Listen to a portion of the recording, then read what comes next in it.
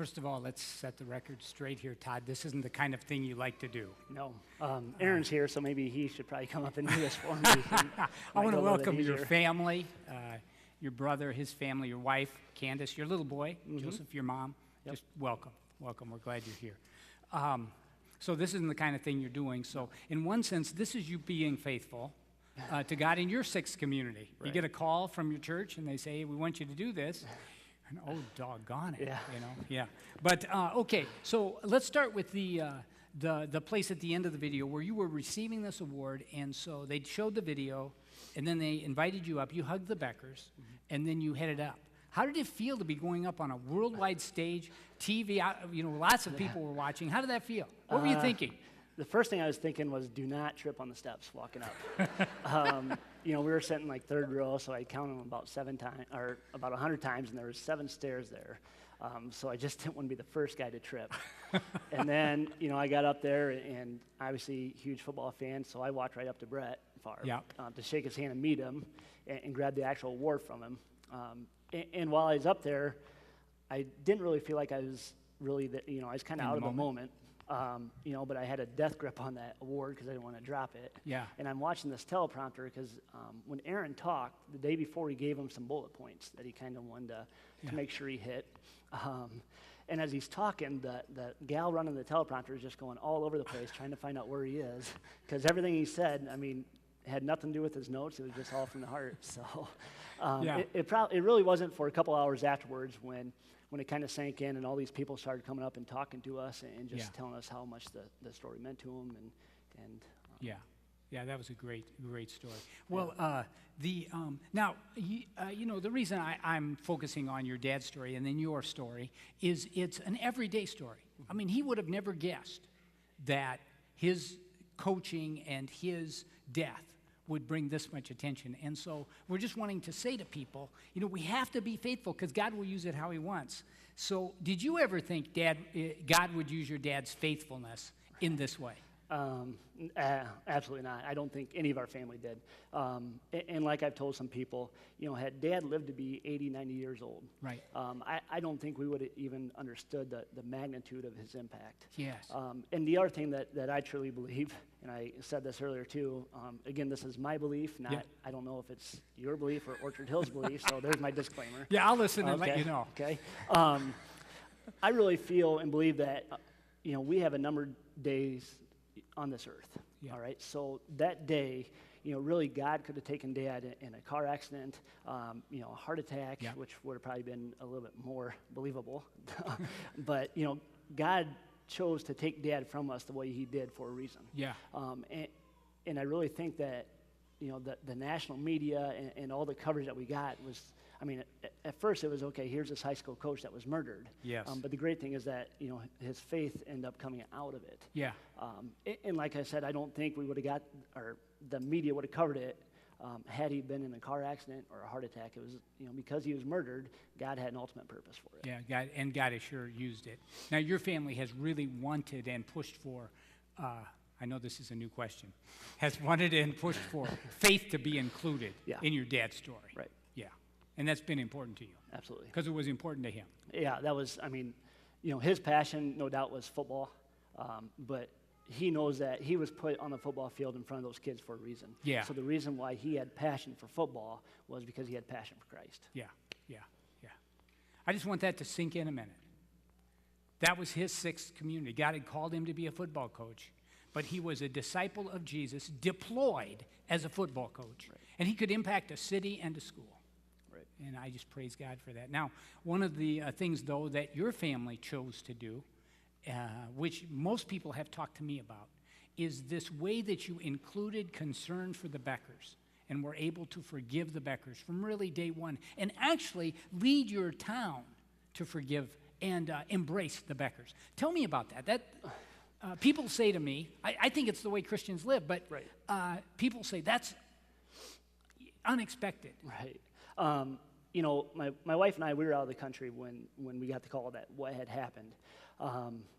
So, it wasn't until we landed in Miami and everybody saw Aaron gave the basically the comments to the media. And I actually talked to Aaron 20 minutes before, about 20, 30 minutes before he went out there and did it. Yep. And that's when I first found out who had killed Dad. And never once did it cross my mind, and I was saying, how could Dave and Joan, how did they let their kid do this? Yeah.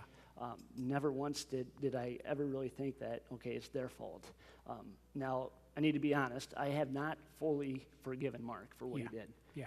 And it's going to take time. And there's even days where, part of me gets mad at Dave and Joan. Yeah. And, it's just kind of the way it is. Yeah.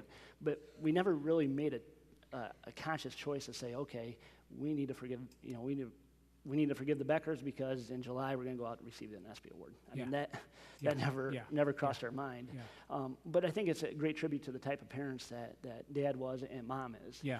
Because all that we're doing is we're really just living out, the biblical principles that we were taught at a young age. Yeah. And that's clear biblically. Right. You forgive. Right. Yeah. And I think it was powerful that both your families were in the same church there in Parkersburg. And I had not thought much about the story of your mom's note, but I thought, what a great thing to happen in church, to just send a note across the service. I mean, it's just good. I want to go to, since your dad's death, God has used his faithfulness in some amazing ways. There's some stories. I'd like to give you a chance to tell a couple stories. Gosh, there's a lot of them. There's a lot, yeah. I mean, the cool thing is we get emails every day just saying how, they just saw the video or they just heard about Dad and how the story is really affecting him. A couple stories, I guess. One story is my Uncle Greg, he coaches and he's the AD at Humboldt. Yep. And you clobbered them the other night. We did play them. Sorry, I had to bring that up. We won Friday, so I can go to Thanksgiving and Christmas now. And, but he told us a story about the superintendent at Humboldt a couple years ago. Her daughter, I believe she was in 7th or 8th grade, was walking home from school and fell over dead on just walking home. And from that day, the superintendent was mad at God and quit going to church. And then the next time the superintendent stepped into a church was actually at Dad's funeral. And I think that kind of pushed this was towards the end of the funeral, Aaron, I don't know how he did, but he got up and just kind of challenged everybody that said, enough's enough, it's time to move on. Yeah. It's been 5 days, so after today, tomorrow comes, all right, it's time, let's get going again, let's move on. Yeah. And after the funeral, the superintendent talked to Greg and just said, it's time for me to quit being mad. And he said, it's time for me to get my butt back in the church. Yeah. So, that's one story. And that's a miracle. Yeah, absolutely. That is God at work. Yeah. And then the other great thing is we set up the foundation for Dad to try to just keep carrying on his impact or his legacy. And we've given out over $100,000 now in a year, which is pretty cool. Yeah, it's very cool. Every time we make a gift, we do it on a faith-based, family-based, and a football-based. Yeah. But some of the cool faith-based gifts that we've done is we partnered up with Gospel for Asia. So they actually just sent me a picture. So from July to last week, I got the picture. We built a church down in Southeast Asia. Wow. Yeah, which is great. All that out of the foundation. Yeah. Yep. And then another cool thing that we did, because Dad started working with young kids towards the end of their 8th grade year. Yeah. They started kind of going in, working out, kind of getting introduced to the high school.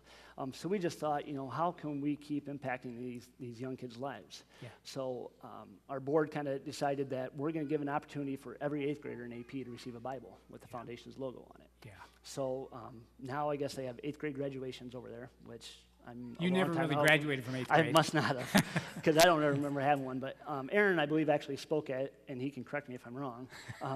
But after he spoke at the graduation, all the 8th graders had an opportunity from when they walked from the gym to the cafeteria, they had an opportunity to pick up a Bible. And we didn't say, you have to do this. It's your choice if you want to. And I believe every 8th grader over there received a Bible with the Foundation's logo on it. Yeah. Cool.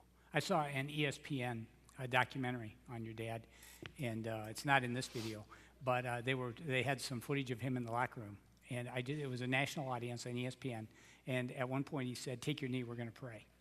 And I just in my family room, I was just going, yes, because I've been a coach. I know how athletics works. I know either team captains or coaches, people call for prayer. Right. Yeah. And And you hear so much nowadays with separating church from school, and I mean, truth be told, Dad just didn't really care.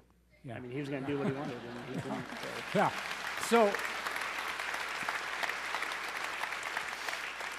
and if it's a little tighter system, the team captain, no one can stop a team captain from calling for prayer. Right. I mean, and we've got some team captains here. And, listen, that's sixth community. We have some team captains right in this room who can say, hey, guys, let's pray about this, that we can do our best. You said your dad always prayed that they'd do their best, not that they'd win. Right. Never prayed for win, but that they'd play their best and no one would get hurt. Yep. Here's I have two more questions. The first one is, which I was very interested in, after the tornado, how did your dad change? How did the tornado change your dad, from your perspective? Right. And mine would probably know more better than I would, but I think that anybody that went through that tornado, I mean, their life changed because a couple things I noticed was, Dad had this one room where, he received a lot of awards and he had pictures of every team he ever coached. But reality is in 45 seconds, it was all gone. Yeah. So I think that a lot of people, and I know Dad just realized that, everything we have is just stuff. I mean, it's really is junk that at any time, I mean, it can be taken from us. Yeah. And I think the other thing that not only him, but anybody that went through that tornado was, and Kelly Williamson kind of touched on this at the funeral too, but I mean, our life is truly nothing but a vapor. At any time, in a snap of a finger, we can be standing before Christ. Yeah. And he did a lot of talking even before the tornado, and he did even more talking from the tornado to the time of his death. But he always made it a point to get across, and he was never really he wasn't a Bible beater. He wasn't a Bible beater. But he always made it a point to get across that what, the first priority you need to have in your life is you need to have a relationship with Christ. Yeah. And no matter where he talked at, I mean, he always mentioned that. Yeah. And there's no doubt in my mind, I mean, he was ready. Yeah. Yeah. Yeah, he was ready. And then that brings great comfort to your family. Right. All that. Now, the last question is probably the hardest. How is Todd Thomas changing? Yeah. I went through I don't know if you mentioned in this one or not, but I went through your leadership one class. Yep. We ate breakfast together really every Thursday. Yeah, with the class. Yep. Coffee and muffins. So, yeah.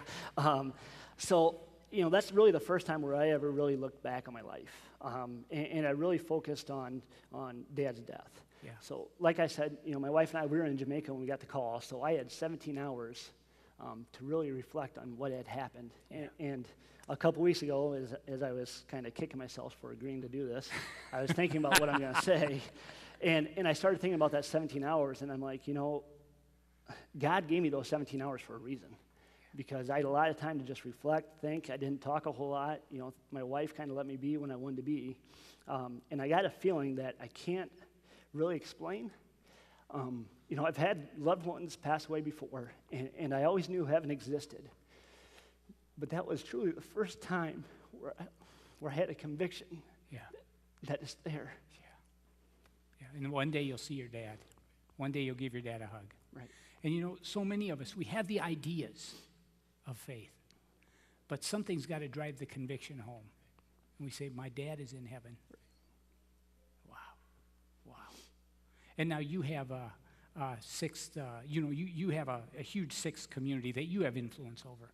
And you're just stewarding that for Christ. You're doing the best you can.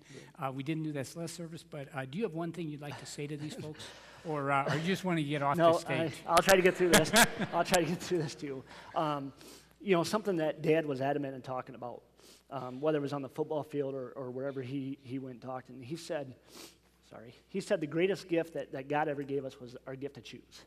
He used a lot with adversity and with sports, because in sports you're going to face adversity. But reality is, every day that you wake up, you have the right to choose on how you're going to tackle that day. Yeah. And I mean, I know there's days and there's things I do that don't make me a better man or a better husband. Yeah. And I know that, and I realize that. But every day, when you go to work or whatever it is that you do, you have a choice on how you can attack that day. Yeah. Are you going to make yourself better and make your relationship with Christ better? Yeah. Or are you going to take a step back? Yeah. And that's something anybody that ever played for him, coached with him, or heard him, he always talked about that. And that's inside you. Right. That's inside you. Thank you, Todd. Yep, Thanks. You. Thank you.